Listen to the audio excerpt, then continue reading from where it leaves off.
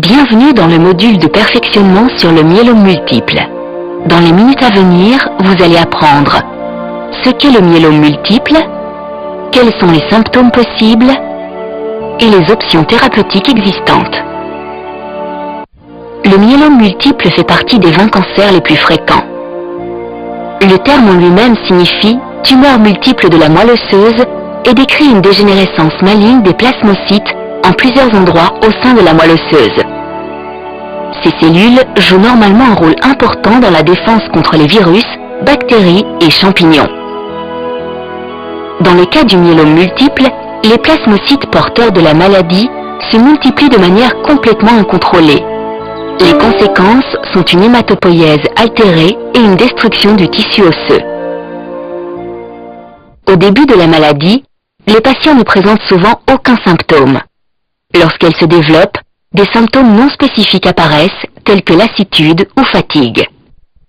Au stade avancé de la maladie, les personnes atteintes souffrent de douleurs osseuses ou de fractures et sont moins résistantes aux infections.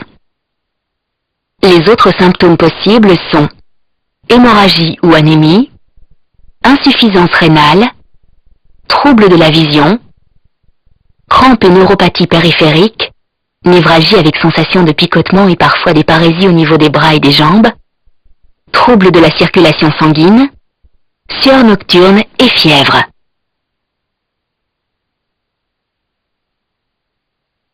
Tous ces symptômes doivent être abordés avec le médecin afin d'obtenir un tableau clinique complet.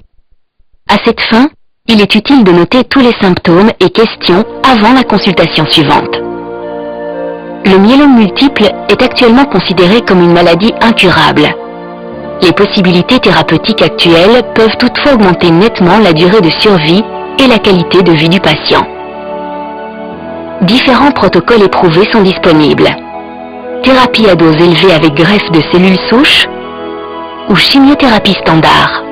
La thérapie à dose élevée est appliquée aux patients jeunes en bon état général car ces effets secondaires peuvent être eux-mêmes très éprouvants pour l'organisme. Normalement, ce traitement est suivi d'une greffe de cellules souches préalablement prélevée sur le patient lui-même. Celle-ci se réimplante finalement sur les os. Les patients plus âgés bénéficient généralement d'une chimiothérapie standard aux doses moins fortes.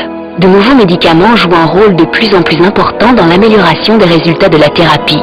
Depuis quelques années, de nouvelles thérapies ont été développées et peuvent répondre aussi bien aux besoins des jeunes patients que de patients âgés. Malheureusement, tous les médicaments disponibles jusqu'à présent ne sont efficaces que sur une durée limitée. Après le traitement initial, il faut donc procéder à des examens de contrôle réguliers pour adapter à temps la thérapie. Comme dans tout traitement d'une maladie, des effets indésirables peuvent survenir. Les patients ne doivent pas pour autant renoncer à une thérapie.